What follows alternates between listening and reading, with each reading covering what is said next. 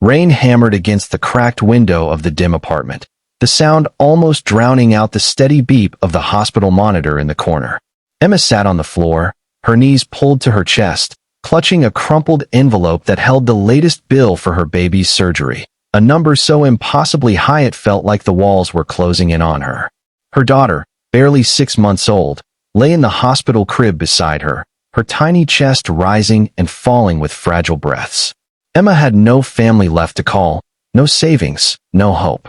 And in that moment, the heaviness of her life pressed so hard against her that she felt she might shatter.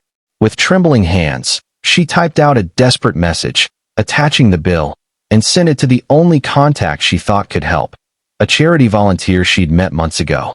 But in her haze of panic and exhaustion, she sent it to the wrong number. She didn't expect a reply. She certainly didn't expect the words that came minutes later. "I'm sending $2 million. I'm on my way." Emma stared at the message in disbelief, reading it over and over as if her mind couldn't quite process the meaning. $2 million? Who says that? Was this a cruel joke? The next few hours were a blur. She clung to her daughter's tiny hand, the warmth of her skin reminding Emma that time was not her friend. She hadn't eaten all day. She hadn't slept in 2. Every call to a charity, every plea to the bank, had ended in polite rejection. Inside, she was drowning, not just in debt, but in shame. Shame for not being enough. Shame for needing help. Shame for not having a partner to share this crushing weight with.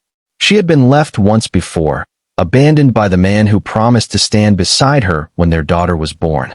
Her thoughts spiraled until the sound of hurried footsteps interrupted them. A tall man in a dark tailored coat stood in the doorway, rain dripping from his hair. He looked around the tiny room, his sharp gaze softening when it landed on the sleeping baby. "I'm Daniel," he said, his voice low but certain. "You sent me this by mistake." He lifted his phone slightly. "I'm glad you did." Emma's first instinct was to push him away. Strangers had never been safe in her world. But there was something in his eyes, something steady and unshaken, that made her pause. They sat in silence for a long time, the hum of the hospital lights filling the air.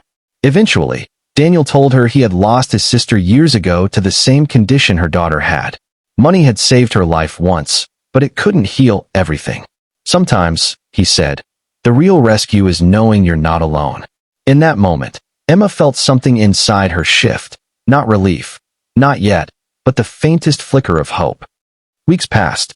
The surgery was a success, and her daughter's cheeks began to fill with color.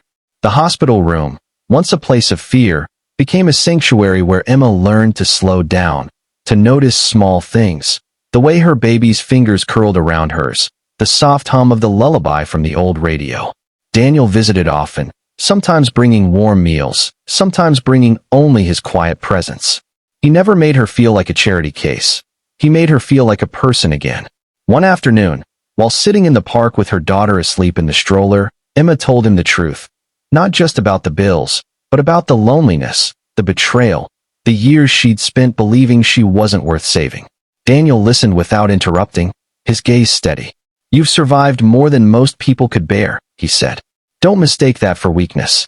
That's strength most people will never understand." It was then Emma realized something. Healing wasn't about going back to who she was before. That person was gone. Healing meant becoming someone new, someone who carried the scars, but also the wisdom they brought. The day they left the hospital, Daniel handed her an envelope.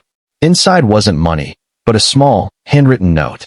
Asterisk, "For the days you forget how strong you are, read this." Asterisk.